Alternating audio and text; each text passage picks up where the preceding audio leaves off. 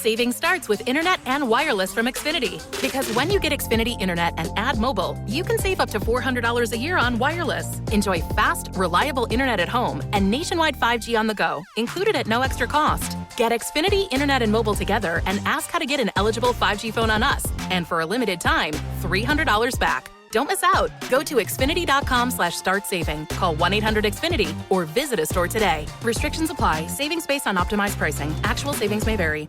Have questions about bringing your team safely back to the office? Very has the answers. We have all the furniture and accessories you need to create a flexible and productive workspace. Plus, we make it fast and easy with free space planning and free delivery. Visit Very.com for free installation on your next project. Inside Outer Limits is a regular feature on the Paranormal UK radio network.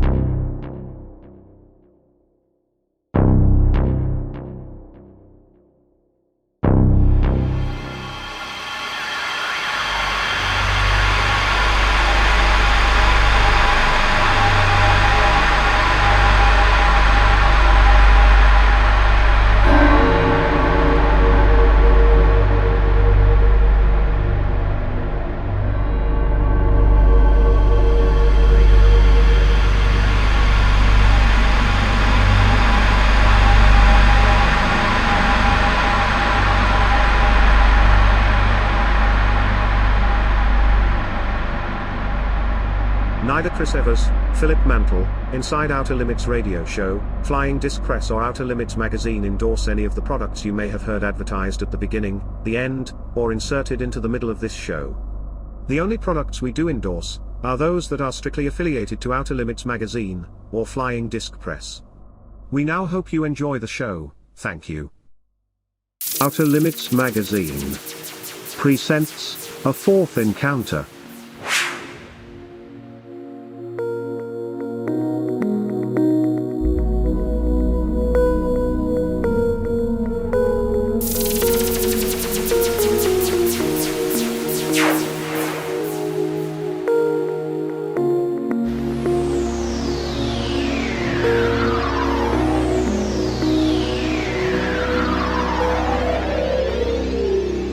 A Fourth Encounter. On the 7th and 8th of May, 2022. Featuring the following speakers: Peter Robbins, Malcolm Robinson, Paul Sinclair, Jennifer Stein, Philip Kinsella, Ronald Kinsella, Paul Askoff, Mike Koffel, Sasha Christie, Steve Midgley, Colin Saunders, and your host from Outer Limits magazine, Chris Evers.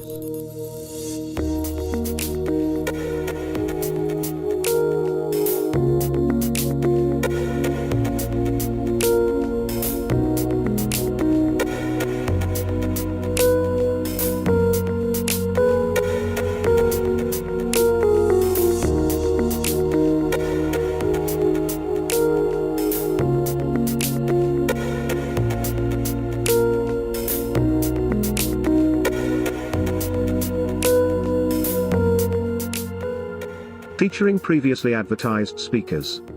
Please note, we shall endeavour to include all advertised speakers at this event.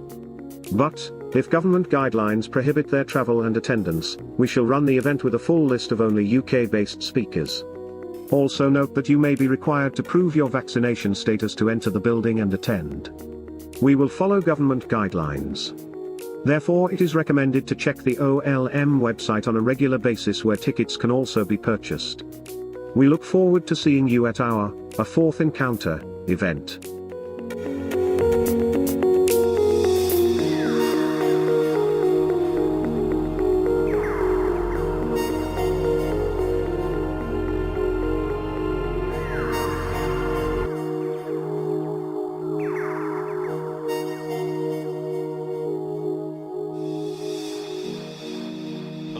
everybody once more, and welcome to yet another edition of the Inside Outer Limits radio show with myself, Chris Evers, the man from Outer Limits magazine, and my co-host, who is of UFO royalty, definitely royal blood, the one and only Prince Philip Mantle. Hello, Phil. Good evening, Chris. Nice to talk to you, mate. You as well. You getting fed up of that yet? No, I don't take any notice anyway. Best way to be, mate, really, isn't it? I'm just glad you can take a joke on the chin, Phil, to be quite honest with you. Well, when you've been involved in this subject that long, Chris, you've got to do. You have to remember, I used to work in a factory. Yes. And I've heard every little green man joke on earth. I really have. You should write a book about them as well then, Phil. Well, you know, there were great guys I worked with in the factory, and I do miss it. I had to leave unexpectedly when I took ill. But you could literally, I could write you a soap opera about it, Chris, some of the things they used to get up to. Because not only did I work in the factory, I was also the trade union shop steward.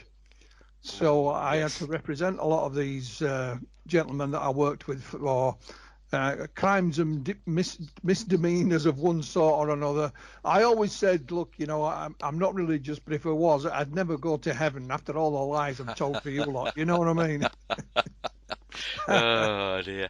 Now, talking about writing books, who have we got today? Well, we have a gentleman from across the Atlantic. He really doesn't need much introduction, and it's Don Schmidt. Don, I've met on a number of occasions. He is, I think, a multiple best-selling author, best known for his research into the UFO crash at Roswell in 1947. Well, that's not the only thing he's done, but that's the main focus of his research down the years. And so we'll welcome our friend from across the Atlantic, Don Schmidt. Good evening, Don. Well, good evening. I'm so happy to be with both of you, Philip and Chris. Hiya, Don. Welcome to the show. How are you doing? How are you keeping? I'm wonderful. Actually, in the face of everything, we move forward. We put last year behind us in many respects. We wish good health and Godspeed to everyone listening tonight, and look forward to seeing everybody, and hopefully sooner than later. Absolutely, yeah. We're hoping to do that as well with our conference next year here in the UK, in Hull, which is the 7th and 8th of May.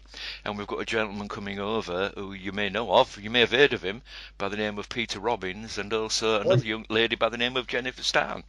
Yes, dear friends, both of them. So excellent. Well, I did mention to Peter quite recently that I was speaking to you, and he just said send him my love, basically. So there you go, all done and dusted. Yeah, I mentioned your name to me as well, Don, and he said you couldn't get any better. Well, there you go. And I've been a bit remiss in getting back to Peter. He has his own radio show now out of New York, and I did a part. We did it one of his first shows, and we ran out of time. We covered so much ground that he said, please, you got to come back. And I need to reschedule with him for sometime this fall. So thank you for reminding me about that. That's not a problem. And his show, folks, if you haven't heard of it yet, is Meanwhile Here on Earth. So get searching out there for it. I think it's on KGRA Digital Broadcasting Network. So have a search for it, folks, and I think you can find it on YouTube as well. Chris, was that your telephone voice you put on then? Yes, mate. That was my telephone. That was my telephone voice, mate. That was my Dan Sarf voice, mate. That one. See, over here we would call it the radio voice. DJ mode where. Listening to the top 40 hits of, yesterday. My mum used to do that, when somebody knocked on the door at the house, she'd go to the door and their accent would change for the East Yorkshire accent here in Hull, Hull, but we pronounce it with no H at the beginning, so it's Hull.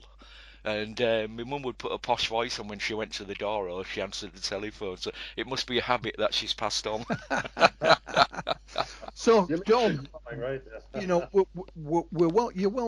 obviously you're world known for your UFO research, especially into Roswell. But one of the things we always ask our guests is, how did you get involved in UFO research in the first place? How did it all start for you?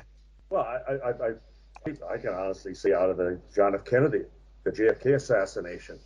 I was a young boy at the time, at 63, and I was so captivated by the aftermath and all the talk of the Warren Commission and then the Warren Report, and then all the accusations of it being a whitewash and a cover-up. And I was Christmas shopping with my folks, and my parents could tell you that at the age of 6 already, I had a voracious appetite for reading. Christmas time, what do you want? I would list all of these book titles. So from elementary school on, I couldn't get enough books. And I came across this book entitled Flying Saucers Serious Business by Frank Edwards. And I was especially curious about the book entitled Who's Driving? The idea that these weren't just unmanned probes or unmanned craft, that they were actually piloted, and no less by non-humans. So throughout high school and then thereafter in college, and then becoming a field investigator with the Area Phenomena Research Organization, and some of my case reports just happened to come across the desk of no other than Dr. Jalen Hynek. Well, he was impressed enough that he invited me to his home in Evanston. This would have been in 1978.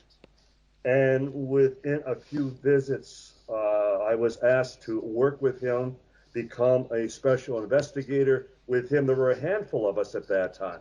And people remember that he had his invisible college and people that because of their university affiliations, that type of thing. But he had his boys, and that's what he called us, his boys. And as a result, then after his passing, I became director of the special investigations of his Center for UFO Studies. I'm on his board of directors. And I can't emphasize enough, I was a skeptic on Roswell. When Kevin Randall and I made that first journey to New Mexico in the beginning of 1989, we were so confident we would wrap this up in a single weekend. And how wrong we were, because we couldn't get back fast enough. We were back within 2 months. And then again and again, and here it is over 30 years later. And granted, The Undertaker has won the race as witnesses go. But just yesterday, talking with my partner, Tom Carey again, we were discussing a half a dozen new family leads, possible deathbed testimonies, which are admissible in a court of law, both here and in the UK. And so we haven't lost that fire. We haven't lost that anticipation of still, wrapping this up at some point, and then getting on with something, much less serious, like cancer research or something simpler. God, dear me. I remember I think one of the first times I saw you on TV, Don, you were actually announced, or you announced yourself. I can't remember which way it was, but then part of the Center for UFO Studies. And I'm not sure you were discussing Roswell at all. I don't think that came into the conversation.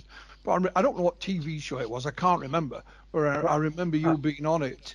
And in fact, I was even on Oprah Winfrey, and it was before Roswell. So and I would brief the late Paul Harvey at ABC News after Dr. Hynek passed away.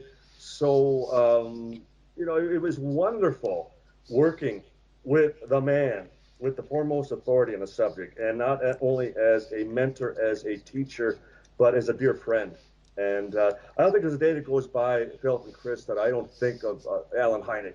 And what would he do? What would he think? How would he approach this? And just a tremendous influence. Well, I mean, I never managed to meet Dr. Hynek. I like many people, I hold him in extremely high regard. I actually missed him. He was here in 1979 in the UK at a conference, and I was going to attend the conference. I literally just put my foot in the UFO pond at that time, and I decided not to go. And of course, I thought I'll see him again, but I never got the chance again. When it comes to Roswell, Don, what was Dr. Hynek's opinion? Bearing in mind, he passed away before you began your research. Right.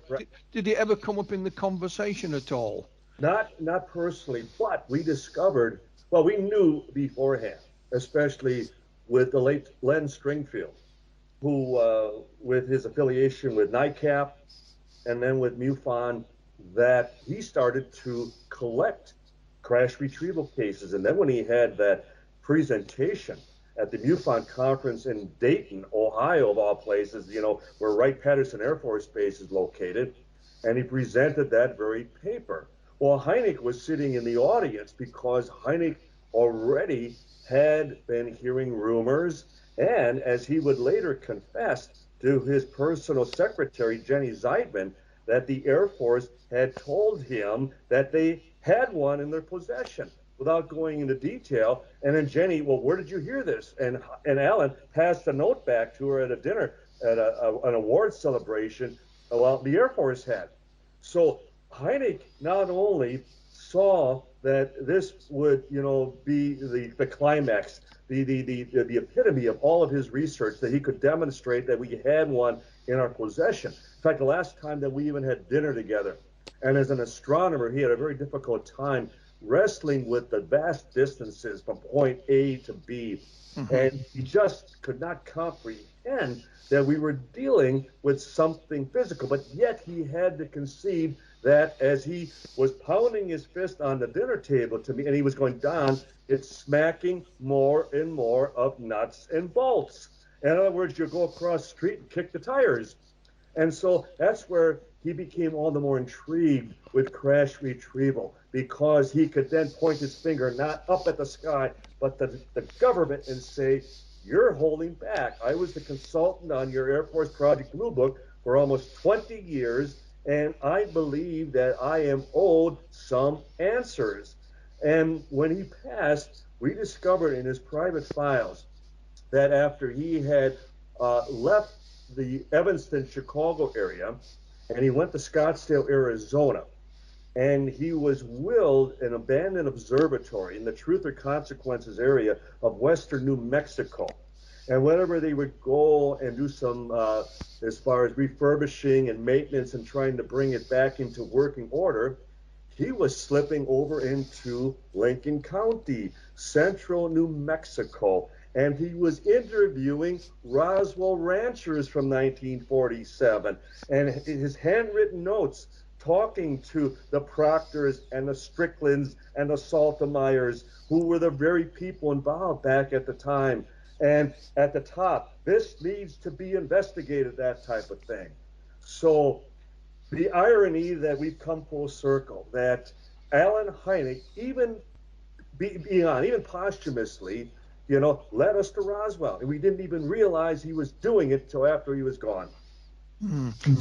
So how obviously you've done a lot of investigation. How did you personally get involved with the Roswell case? I know it was you and Kevin Randall. How did it all come about? Well, it was as Director of Special Investigations, I wanted to go after one of the biggies. I wanted to go after, at the time, even the very idea that how could you keep something of that magnitude a secret after all that time? It's just too big. In fact, I had even done a paper in 1985, 5 years after the Moore Berlitz book, Roswell Incident, was even published. And I had never read the book. I just saw that I invited Kevin. Kevin was not part of QPOS at that time. Kevin and I had participated in a debate at a science fiction conference of all place against Frederick Pohl, and he used to be a writer with the Twilight Zone TV series, the remake, after Rod Serling had passed away. And his name escapes me for the moment. But anyway, I brought up Roswell, and I was surprised that Kevin, too, was as skeptical. And it's like, well, that would be, a great foundation for going down. Two skeptics, and let's just go wherever the evidence leads us. And no one can fault us with going in with a preconceived theory as to what we believe this was. We fully allow the evidence, the eyewitness testimony, the accumulation of anecdotal evidence to point us in one direction or another. And here we are 30 years later. And when I'm asked, Don, do you believe that something crashed at Roswell? I answer, no, I don't believe. But I'm 99% convinced that it was a craft of unknown origin. Yeah, Kevin told us, the story about the science fiction, and he kind of got into it by accident, really. Yes. It certainly wasn't anything that was on his radar. No, not at all. And it wasn't on mine until I was at a board meeting at QFOS, and I made the proposal, and it was suggested, well, who from the center would you like to partner with? And I went, I'd like to get someone from outside. And it was an excellent choice. So everybody knows the Roswell crash. We don't have to go into it, and explain what it is. You interviewed everybody involved. Is there stuff that sticks out in as far as you're concerned, that things, if you don't believe anybody else, if you think others are unreliable or their memory's fading, this is the person you should listen to. This is why I met an interview. Is it one such person? Well, and what happened, it would turn out to be a witness that we just missed by 3 years, and that would be the late Major Jesse Marcel, Sr., the head intelligence officer. And to this day, I can't believe the original investigators, and quite frankly, William Moore, and even our good friend of Savary, they never bothered to take him essentially back to the scene of crime. Just imagine he's taken and decide, this is what I saw here, this is what I saw there, this is where I saw this, and so on. You went back to the battlefield, so to speak, to the hard witness, the very location, exactly what he said. Interviews, early words on tape or on paper, you need to take someone to where you relive the experience through document, and then it allows you to determine how much is actual recall, they are that kind of thing. They don't do anything. We always need a point to a very location of where the witnesses were involved. And that's my big bet that we here. They would recommend above all else his son, Marcel Jr., who happened, at the house that very early morning when his father returning back to the base, his car filled with the actual debris. And he made a point, it was about 2 o'clock in the morning. He woke his wife by, and Jesse Jr. took them to the kitchen. And you know the story, where he had some of the debris all scattered across the floor. So Jesse Jr. was allowed to handle firsthand. And in fact, neither his dad nor Jesse Jr. ever doubted, ever recanted, to both of their passings, that they stood firm, that nobody was going to talk them into believing what they held in their very hands was any less than what they saw it to be. After the Air Force here in the States came out with their Project Mogul report, explanation number 3, and it was then Captain James McAndrew who made it a point, and Jesse told us all about this, that McAndrew called him repeatedly, in fact 6 separate times, trying to convince him that, Jesse, what you saw in your kitchen back in 1947 was nothing but masking tape with flowers painted on it and some foil and some string, nothing more. And Jesse, no, you and no one else is going to change my mind. You weren't there. I know what I held in my very hands. And then Jess would describe how McAndrew, when he became a major, he called Jesse again, and he pressed him. What's it going to take? His voice elevated tone. What's it take you to finally believe that's all you saw were the remnants of a balloon?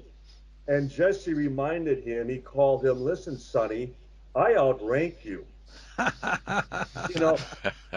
And McAndrew came back to him, well, Colonel, I guess then we'll never know what you actually saw back in 1947. So he conceded, this is something that, we're the only ones that ever publicized the fact that the very author of the Project Mogul report, Major James McAndrew, he backed down to Jesse Jr. and stated, right, we'll never know what you actually, we know. Jesse knew. But the point is, McAndrew, as a lowly major, certainly never had clearance, never had access. But Marcel won the debate. He won the argument as to what he knew to be the truth. Yeah, when Jesse was here, I played I played devil's. Right. Yeah, Right. yeah. I played devil's advocate with him, Don. I'll do the same with yourself. But let's assume, for sake of argument, that the Air Force was correct, that this was a balloon of some description, irrespective of whether it was mogul or whatever. Right. Then Major Marcel, the base intelligence officer, made an enormous mess, because he's the base intelligence officer. He should know what's what. So surely, if that was the case, Don, would Marcel Sr. not have been reprimanded in some respect, if not openly, but then perhaps, in a different way, sent to whatever the American equivalent of Siberia is, Exactly. He's made a complete mess of things. Absolutely. Look at this, we're a laughing stock. We can't openly, criticize him. We'll just make him look a bit foolish, and then we'll ship him out of here and get him. What happened? Yeah, keeping in mind, Philip, that he was the #1 intelligence officer in the United States military at that time. We're talking about the 509th Bomb Wing. They were a composite squadron. They were in charge of the atomic bomb, where they selected the best officers, the best pilots, crew, doctors, nurses. If you swept a broom back on that base in Roswell in 1947, it was because you were the best sweeper in the entire U.S. military. So why wasn't he reprimanded then, Don, if he'd made such a mess? That's correct. And he wasn't the one who would have authorized the press release. He would not have been in that position. It was the base commander, Colonel William Blanchard, who would have had the sole authority of putting out that press release on Tuesday, July 8th, that they had actually captured a flying saucer. And then keeping in mind that Blanchard went on to become a 4-star general by the age of 50. That's unheard of in the U.S. military. So much for anyone being reprimanded. Exactly. No, they were promoted because they were able to contain this, keep it covered up, keep it a secret. They got away with it, and it wasn't a blunder on the part of they had to put something out because the rancher Mac Brazel had already talked to the press. They just couldn't deny it. So it's the classic, the building the straw man and tearing it down. They first admit it, and then, upon examination, we learn that this is all it is. And it worked. Yeah, absolutely. And this is what I said to Marcel Jr. I said, well, why wasn't your father reprimanded if he'd made such a mess? He said, because he didn't make him a mess. Because he didn't make such a mess. It's as simple as that, Now, as you mentioned earlier on, we'll carry on about Roswell. It's taken you to some amazing places. Oh, yes. And you met some amazing people. You mentioned, you just dropped a name there earlier on, like, I was on opera, just like you do. We didn't even mention her in the book because the discussion wasn't about Roswell. So. Well, that's what I was going to come to. I've recently published your book, you and Tom, your partner, Tom Carey, Touched by Roswell. Crash Encounters of the Rich and Famous. I think the title and the subtitle tell it all. But, what struck me is, and it's one of my all-time favorite TV shows, is you have been friends with the gentleman who wrote the foreword for the book, and that's Roy Thinnes. Yes.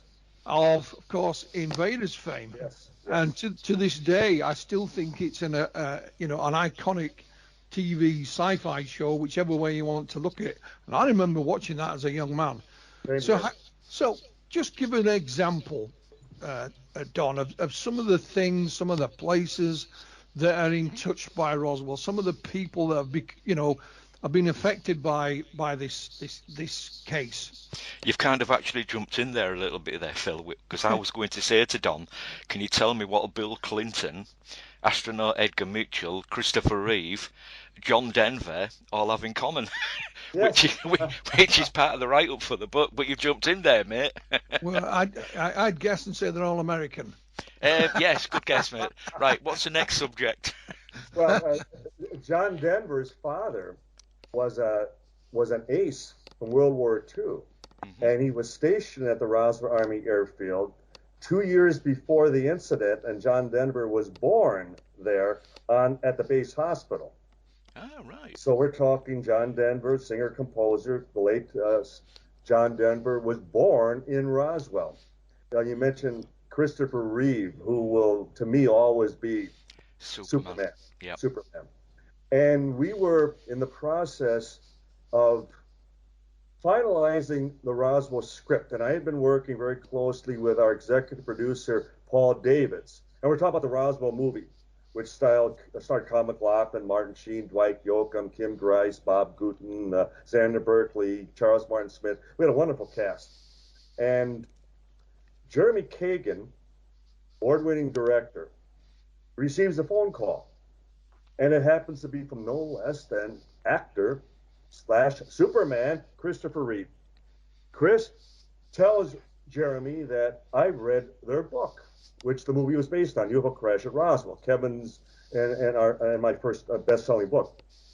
And he asked Jeremy, why haven't you sent me the script? I'd love to, try for the lead. And Jeremy was quick to do that. But at the time, the studio at Showtime, doing the casting, they explained to us they did not consider him in the categorization of lead roles, A, B, C, and so on, that they did not consider him in the A category, which to us was quite shocking. We thought, well, our immediate reaction was, oh my God, Superman wants to be in our movie. And the rest is history. Unfortunately, because they cast actor Kyle MacLachlan, who had just come off of Twin Peaks. And I immediately got in contact, and the sad thing was that it was just 6 months later that Christopher Reeve had his devastating fall from his horse and was paralyzed from the neck down. And I contacted the family, and I stayed in regular contact with his late wife, Dana. And the promise was always that when he was well enough, they were residing in upstate New York at that time, that I would bring him a copy of our new book, our second book.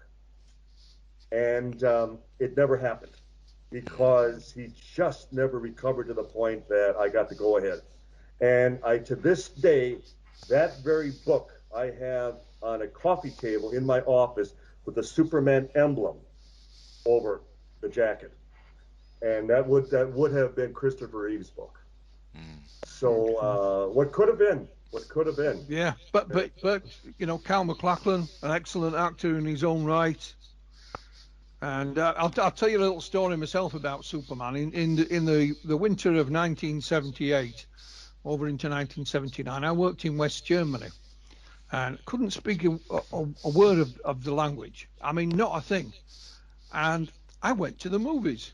Yes. And what was showing was Superman. There you go. And I thought, I'll sit here and I'll watch Superman. I thought it would be English language, but have German subtitles. But no, it wasn't. It was dubbed into German. And I tell you now, Don, it's the funniest film I ever saw, because Superman speaking German, and not only that, you can't understand a word of it. And I thought, I'm not going to leave. I'm going to stick it out and figure out what happens in the end, no matter what. I love it. Yeah. Remember, as they promoted the movie, they would state, "You will believe a man can fly." Yeah. And it was wonderful. A special, and again, his acting, and he will always be the Superman. Absolutely. So how did you meet with Roy Thinners? And I believe since you met, you've remained good friends ever since. Yeah. Well, I was floored by the foreword he wrote. Oh my God! I mean, you talk about. I didn't put a word of that into his, mind as far as he just, and that's how he's been. We see each other, and he hugs me, it's just been a tremendous relationship, all beginning with when it was in the early 80s, and I saw a TV column that he was at the time starring in one of the soaps, One Life to Live, which they filmed in New York. And I just took it, happenstance. I sent a letter to, I believe it was ABC in New York, attention Roy Finnis, and it was just a personal letter. And that Dr. Hynek, consider the Invaders, a tremendous, as far as initiation into the subject, that many people got involved with the very topic of UFOs because of that TV series, The Invaders. And I wanted to let Roy know that he had influenced many of us into actually becoming true David Vincents, the character he portrayed in the series. And some months passed, and I get this letter. Basically, the next time you are in New York, Don, I'd like you to be my guest to dinner, and I'd love to sit and talk with you, because I'd like to talk to somebody who is actually in the field. And we would meet, and I think I describe in the book how I was the first one who had proposed to Roy, why don't you consider doing a remake? It was, at the time, was just merely 16, 17 years after the series had ended, and why don't you pick up where you left off? And I even brought some videotapes, and it was the craziest thing. I'm sitting in Roy's penthouse on the west side of New York, of Manhattan, and we're watching a couple episodes of The Invaders on video, and I'm sitting right next to David Vincent, Roy Finnis, as we're watching. And he became motivated and enthusiastic about the process. And for the next few years, he attempted to purchase the rights to the original series. And he was close to doing it. I have a copy of the script that I would have consulted on, where ABC was going to tie in a remake of The Invaders, a 3-hour pilot, tying it in with Halley's Comet, and the premise being that the invasion fleet was secretly coming in on the tail of the comet. So just imagine that as the premise, and the creation of a whole new series picking up on the original 60s series. So we were close. But we have remained the best. He would come to my lectures. We have been together so often, whether New York and LA, and I'm in regular contact with him to this day. That's interesting. What a guy. I've got to admit, I pay a little homage to the Invaders in the theme that I provide for this radio cast. So yeah, if you get a chance to listen to it, Don, after we put it out, which will be about a week and a half away from our recording date, I'll send you the link, and you can listen to that little homage if you want to. Absolutely, and in fact, if you would desire, I could. Roy is 83 now, and he has not been in the best of health. But whenever I have made a recommendation, if you could foresee, I could set up an interview. You could possibly do something with the very actor Roy Finnis. Well, that'd be fantastic if that could be arranged. Absolutely. But just sticking with the book there for a second, please, Don. Elvis Presley has a link to Roswell as well, doesn't he? Yes. We didn't believe it for years, and it was specifically Tom Carey and I, whenever we would be out at the old base. And they always treated us like we were part of the original guard, as though we had originally served there.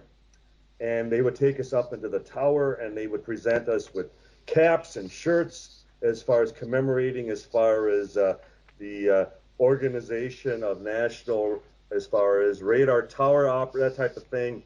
And so we were from one end of the base to the other. And we always asked, what was that? It was a red plane, a red twin engine that sat on the far west end of the tarmac, and it just sat there for years. And it was the base manager, or I should say the municipal airport manager. His name is Spencer Hill. And he happens to be married to Beth, who just happens to be the last surviving daughter of Walter Hatt, who was the public information officer at Roswell in 1947. Well, anyway, I finally asked him one day, I said, Spencer, what's that plane out there?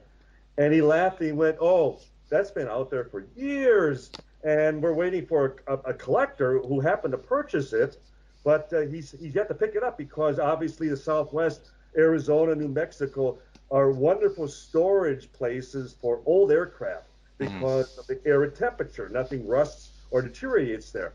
And I asked, oh, that's interesting. And then he goes, Don, you'll never guess who used to own that plane. I had no idea.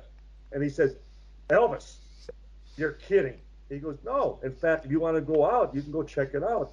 And so we took a long drive. We went out, crawled up onto the wing, and we peered in through the cabin. And sure enough, it was just upholstered in the most gaudy red velvet. I mean, the dash, the side panels, and it was clearly, as far as modified for someone. And then it was TCP. There was an emblem of TCP on the dash, and that was Elvis's taking care of business.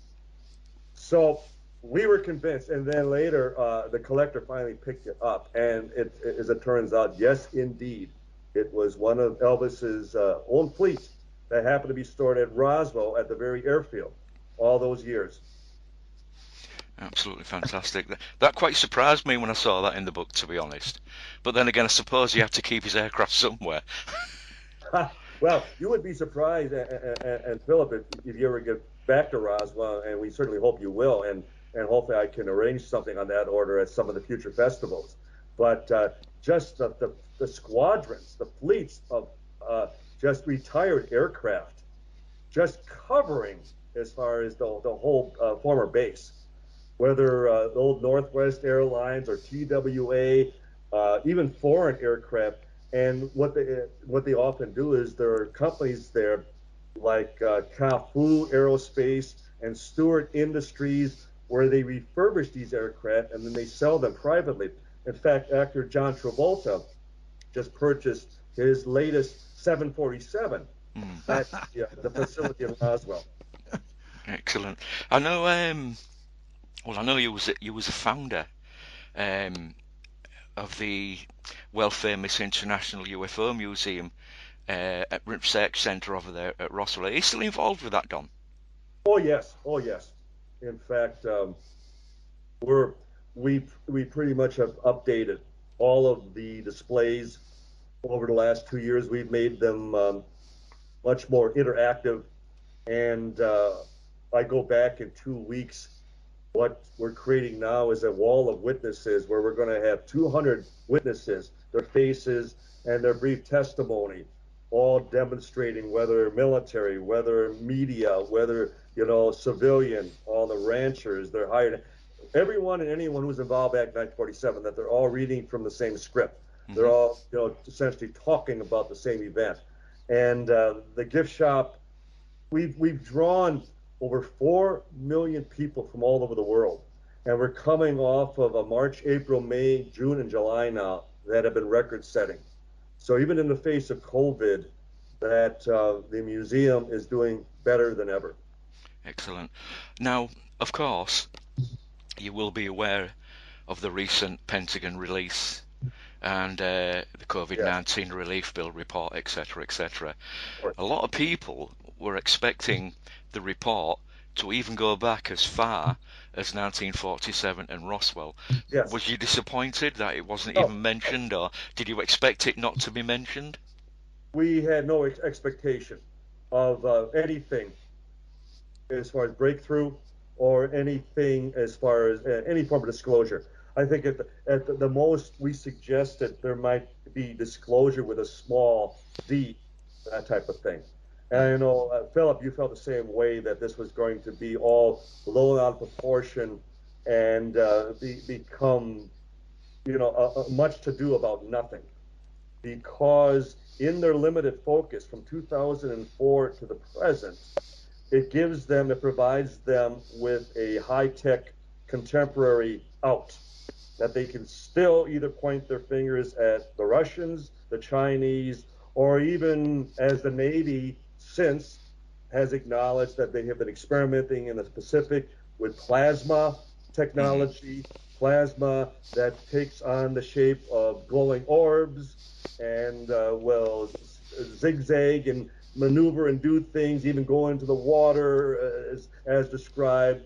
And I predict that they will also eventually tie this into Space Force, sending a firm message to both Russia and China, for example. The point being that if they acknowledge that it's the reason they're concerned today is that it's a threat. Well, it wasn't a threat back in the 40s, 50s, 60s, up to the turn of the century. So by disavowing, by denying any previous history of the phenomenon, they essentially again deny that there is any possibility that we're dealing with something off the planet. Soviet Union back in 1947 was half destroyed by Nazi Germany. Certainly wasn't any of their technology. China was a third world country until the turn of the century, that type of thing. So what else could it have been back in the 40s and 50s? But again, by limiting the scope, limiting the focus, it demonstrates what their agenda is. And you notice, at least here in the States, it's become an old story that the media has not touched on it whatsoever in practically last month. And it was also part of the plan, that they can every so often release a little crumb, wave a little carrot, we're working on it, but it's, again, status quo. I saw this with Heine numerous times, that they would dangle this carrot and then quickly reel it back. Nothing new. I'm surprised how many of our colleagues, bought this, thought that this was going to be the breakthrough that we've all lived for. No, not in our lifetimes. I hate to be the harbinger of such news, but again, they have too much to lose. They have been covering this up for almost 75 years, and they're not going to just roll over and do it because they think we deserve to know the truth. It has nothing to do with us. No. Sorry, Don. I agree with what you're saying, actually, but I also think as well that they will let so many crumbs out into the public domain so they can actually fund their own investigation, shall we call it, or development of this technology that they're using to bamboozle Navy pilots, basically. Yes. Yeah, exactly. Because it comes down to this, gentlemen. Unless Congress and a handful of politicians in Washington but unless they call for hearings, unless they finally grant immunity to whistleblowers, pilots, SAC officers, commercial pilots, anyone whose reputation would be at risk, anyone who is honoring a non-disclosure oath of secrecy, to step forward and to be able to testify. And Congress would be amazed because the three of us have, heard all of this behind the scenes. But for the politicians to realize, my God, this has been going on now for over 70 years. And what do we actually know about it? Unless that happens, we haven't gained 1 foot on the playing field. Not an inch. Yeah.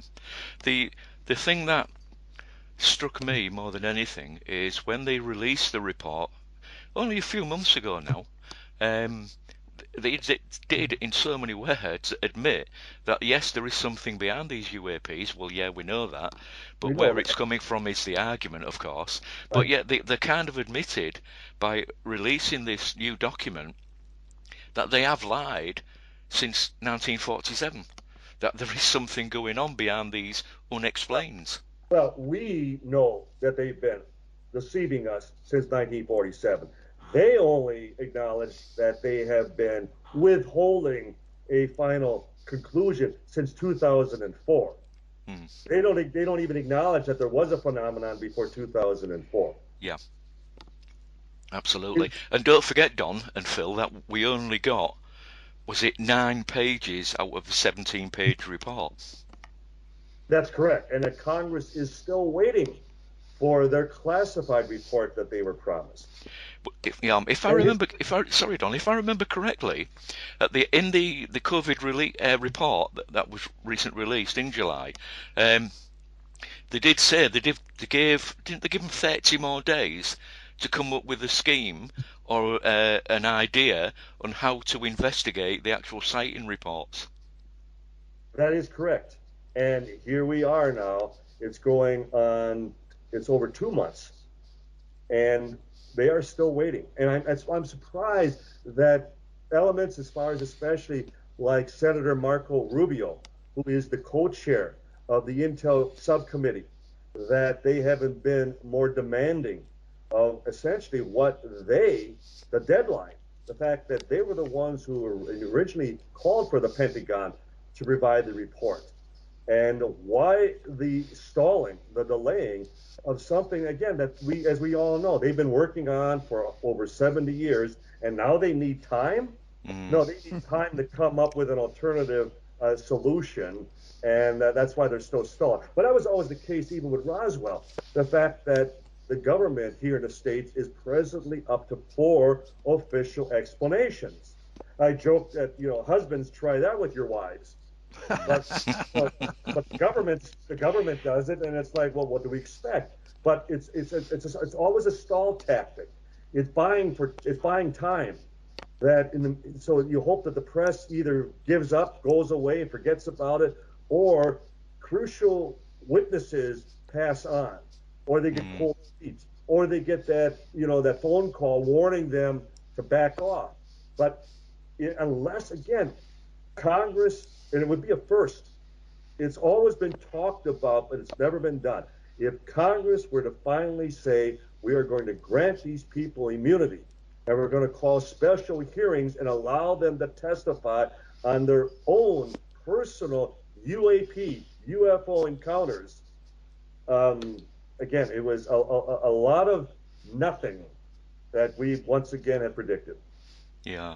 We have to give some credibility, I think, to the US Navy in the fact, I can't remember if it was April 2018 or April 2019, that they did change the reporting procedure for pilots or personnel who actually witnessed UAPs or UFOs or flying saucers, if we want to go back to the old days and call them that.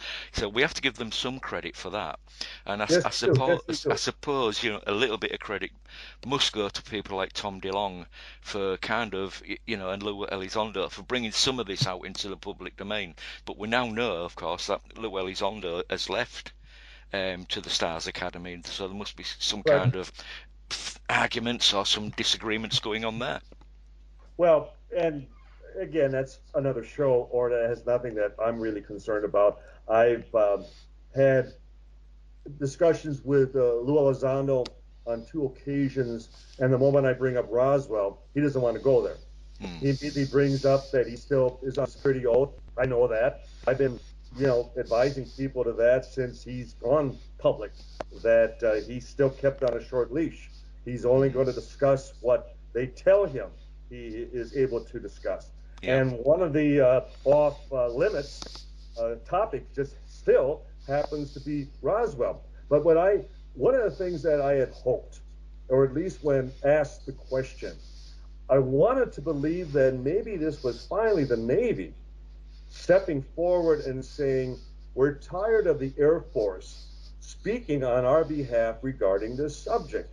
Yeah. That we have pilots, we have ship's people, crewmen, captains that experience these aircraft, these unknowns on a regular basis, and we have always been under this umbrella created by the Air Force that all UFO, UAP incidents are immediately referred to the Air Force. Well, I always point out, and Kevin Randall was the first one who actually did, for having acquired the microfilm of the declassified Blue Book files in 1977. And when you go through the 13,000 cases, you observe that there's only a handful of Navy, only even a less amount of Army, and practically no Marine Corps. And the Marines, for example, rely on Navy pilots, the best for their own as far as exercises. But nonetheless, it's 99% Air Force. You mean the Navy didn't have their own projects? The Navy has much more coverage of the globe than the Air Force does. They're only within restricted airspace, whereas the Navy, it's global. And we all know, the three of us know of some tremendous, profound Navy cases, even other, as far as country naval situations. So that's what I want to personally target in the future. That we go after the Navy. We go after naval intelligence. Most interesting. Now, I want to go back to Touched by Roswell. What's your favourite story in the book, Don? Not that it was, but I think audiences, when I have actually told the story, they seem to like it. And for 2 years, I had just a wonderful experience of being off and on the road with actor William Shatner. Oh, well, say no more. That's it. I've just fainted. William Shatner, as far as I'm concerned, is the best Captain Kirk ever. Full stop, period. Absolutely. Nobody else gets in, That's it. And, where the two of us, we would do like these one-day, two-man, as far as sci-fi conventions, conferences, from one end of the country to the other. I did over a dozen with him in the course of 2 years. And it was the very first one. We had just finished doing the Coliseum in Lubbock, Texas. We grabbed a plane, and with our producer, Rick Starnes, the three of us, we rushed through the airport in Dallas, and Shatner, he's got this huge leather garment bag on his shoulder, looked like a horse's saddle. And he's wearing these little granny sunglasses, but everyone's doing a double take, because not only are we rushing through the airport to get to our gate, but everybody's doing the double take, and Captain Kirk, Captain Kirk, you can read their lips, Captain Kirk, So we arrive, we make our flight, and we're speaking that evening at the San Antonio Theater. And I'm in the limo, in the back seat with Captain Kirk, with Bill Shatner. You talk about a dream come true, so to speak. And we're approaching the theater, and the people are lined up on both sides of the street. And Bill, he taps me on the shoulder, and it's like, Don, look at that. We got a sellout. And I look out my window to the left, and there on the marquee of the Alamo Dome, tonight only, the Rolling Stones. And Bill, and I point, and he looks out, and oh no, we're doomed. Well, he wouldn't come out of the green room at the theater, thinking that we're going to be a wasted evening. Well, the producer, Rick Starnes, burst through the door. We got a sellout. And Bill beams. He stands up and he goes, I knew it. I never had any doubt, that type of thing. So I'm up on stage, and I'm doing my hour on Roswell. And this was just as our Roswell movie was about to premiere. So I had a trailer, and I was able to show that. And so it was an exciting time.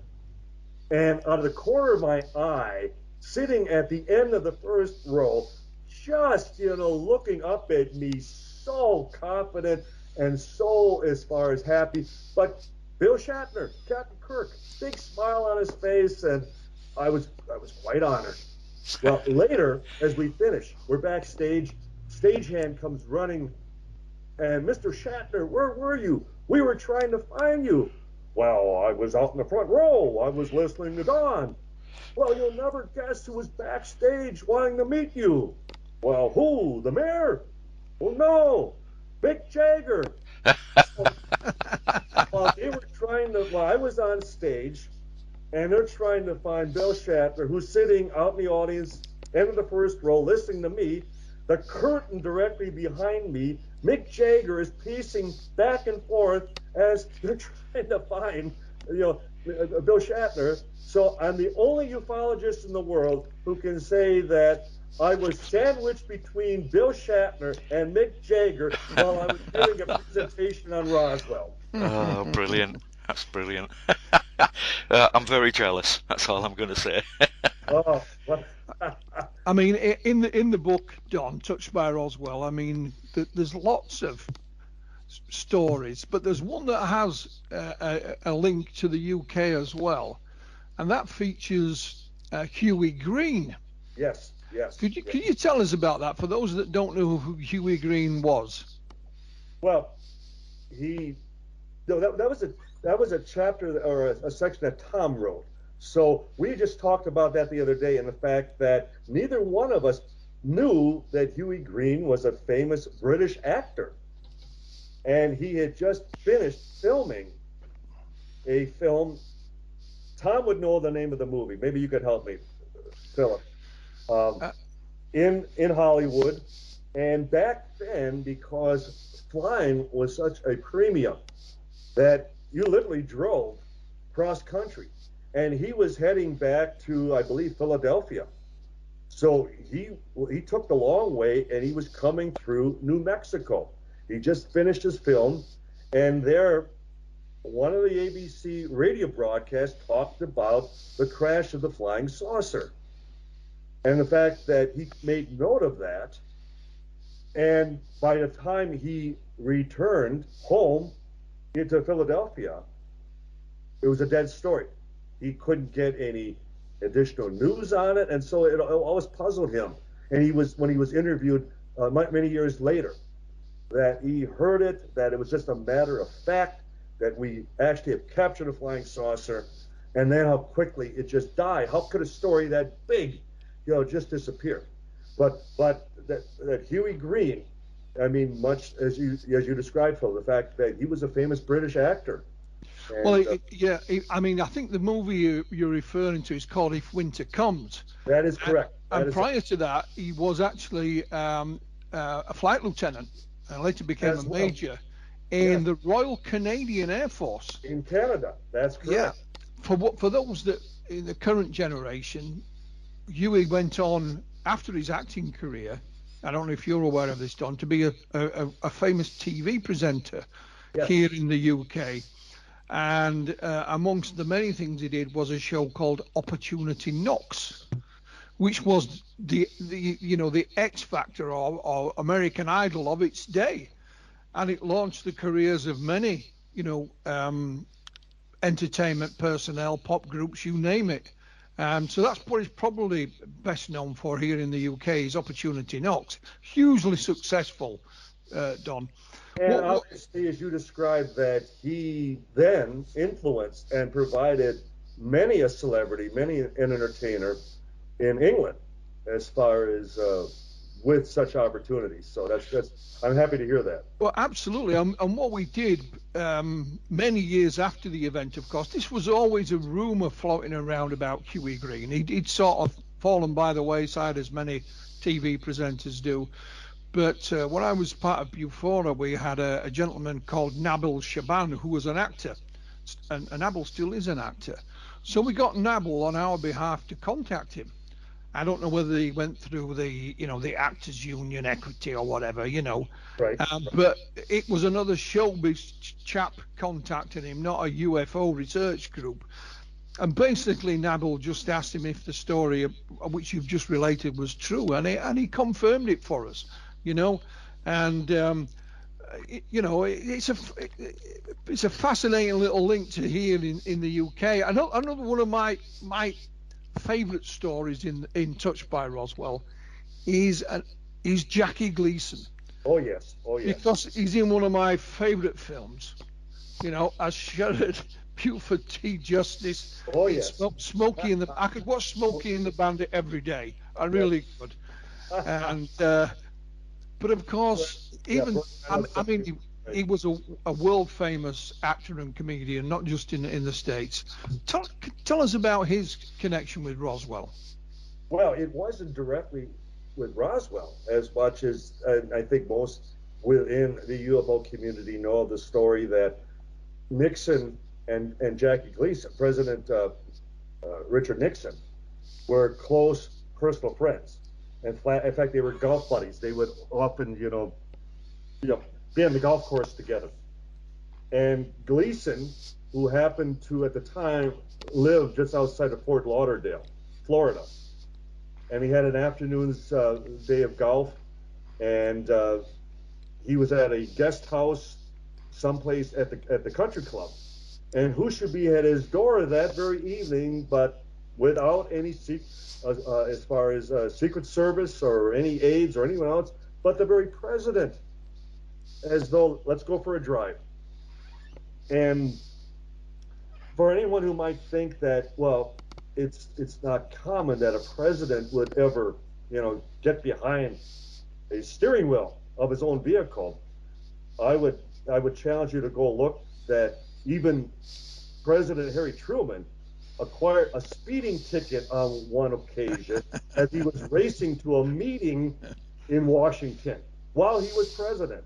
So whenever they could slip away, they did. And in fact, I think we all know that President Bill Clinton did that on many occasions, much too hot as far as our chagrin. But nonetheless, it does happen. So anyway, the story was that Gleason's wife wrote about this in an unpublished manuscript, that Gleason was taken to an underground facility, and he was shown not only wreckage, but he was also shown cadavers. He was shown cryogenically preserved bodies from an alleged crash. There was no mention of where, or what this was connected to. There was no mention of Roswell, New Mexico, or anywhere else. Just that I felt that as a friend, I would take you in to the loop. I would show you this. Gleason's wife would describe that when he returned home, he was beside himself. He didn't eat for days. He wouldn't talk about it. But this is the rest of the story that most aren't aware of, is that Gleason would become an associate of the Center for UFO Studies in Chicago. He That's fascinating. then would collect 700 books on the subject. In fact, when he died, that went to the University of Florida in Miami, as I recall. And I may be incorrect, but I know it went to a university there. His home, he built another home in Florida that was shaped like a flying saucer. So influenced was he by this whole situation. And when he was dying, while he was at a hospital in Fort Lauderdale, two things happened. One was our chief investigator at that time, Alan Hendry. I was told at the office in Chicago that our monthly publication at that time was called the International UFO Reporter, and that Hendry took to Gleason his very copy at the hospital that one last time before he died. The other thing was, I was with ABC broadcaster Paul Harvey in Chicago, and when I learned that Paul Harvey and Jackie Gleason also played many a round of golf together, I strongly urged Harvey to contact the hospital and try to get one final statement from Gleason regarding this story. Harvey made such efforts, he was never able to get through, and Gleason died within a week thereafter. So he lost the story. But nonetheless, it is generally accepted within the UFO field because we have it from different quarters, and from no less than Gleason's own wife, one of his own wives. And she, as long as, I understand she still may be with us. I haven't heard that she's passed on, but that she has never recanted that story. That's fascinating. Now, you mentioned cadavers there, I think, Don. I have a question from a listener to the show. And he did ask this when he found out I was interviewing you. So there's actually three parts to the question, but it's all related. So he wanted to know, do you personally believe that alien bodies were actually recovered? And if so, where did they go? And what was done with them? And do you believe anywhere alive? Okay, and I can answer all three in one general response. We've had both first-hand military as well as civilian who have not only described the bodies recovered, the little people, the little men. Much to the credit of the witnesses, they never called them ETs or spacemen or aliens. It was always, that they were humanoid. They looked similar to us, but again, we know the descriptions. Larger disproportionate head, larger eyes, diminutive nose, thin slit mouths, and, devoid of any earlobe, that type of thing. Silver gray, one-piece coverall. But as one of the personnel at Roswell, when we were doing CBS 48 Hours, and Phil Jones, the reporter, asked, well, how do you know they weren't from here? To which he responded, they sure weren't from Texas. So they knew exactly what they were dealing with at that time, and to this day they never backed off thinking, well, it could have been children or it could have been an experiment. No, they weren't from here. Then we had a growing list of witnesses to a survivor, and in fact, when we talked to the sons of one of he was a triple ace for World War II, Colonel Marion Magruder. He was called Black Mac, and he was part of the War College class of 47-48. And when we documented that they were assigned to Wright-Patterson in April of 48, so not quite a year later, but according to Magruder, he told his sons, independent of one another, that the War College was assigned to Wright-Pat. They were presented with the wreckage from Roswell. They were told specifically it was from Roswell, and then they were taken into another area and they were shown the survivor. So Magruder was quite frank about describing that it was the survivor from Roswell, the lone living, recovery from the crash. Well, throughout the years, and then all the testimony we've also accumulated from those on the receiving end, after everything was shipped, everything was transported out of New Mexico, the focal point, the destination, generally described, was Wright Field, Wright-Patterson Air Force Base in Dayton, Ohio. Not only did you have all the underground vaults, underground lab facilities, multi-levels, from the surface, but you had Foreign Technology Division, where they did all the reverse engineering of captured German and Japanese, and then later Russian technology. So it made perfect sense that if you had something truly foreign, it would still go to FTD in Dayton, Ohio. Question is, where today? And we've had not only a first-hand full-bird colonel who described that the bodies were there today, but we also had Colonel George Weinbrenner, who made the very comment to Robert Emenegger, the film producer, the author who did the book UFOs, Past, Present, and Future. And even the late Colonel Robert Friend, the second last director of Project Blue Book, when I had dinner with him on one occasion in Los Angeles, and I asked him quite frankly, where would the bodies be today?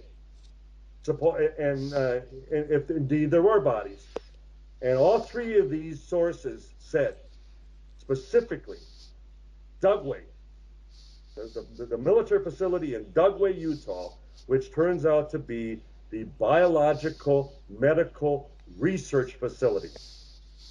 So in other words, it's one thing if you have wreckage and all the assumption that the reverse engineering would be ongoing at Groom Lake, Area 51, presently, but as far as the preservation of unique specimens, it would be this facility in Utah, Dugway, the Biological Medical Research Facility. And we intend to focus on that in the near future. That's great, Don. Thank you. I mean, that was a question from one of our listeners, Michael Beavers, and I think he got the full explanation there. Don, thank you very much. Which sadly brings us to the end of the show. Time, yes. Well, it has indeed, and that's always a good indication. Yes. We could go on literally all night, but time is against us. I just want to mention Touched by Roswell, Crash Encounters of the Rich and Famous. It's got all these stories in and more. It's not a research book. It's Don and Tom's adventures, I should say, with Roswell. I think that would be a great way to look at it. By Don Smith, Tom Carey. That's on sale now on Amazon in a number of different formats.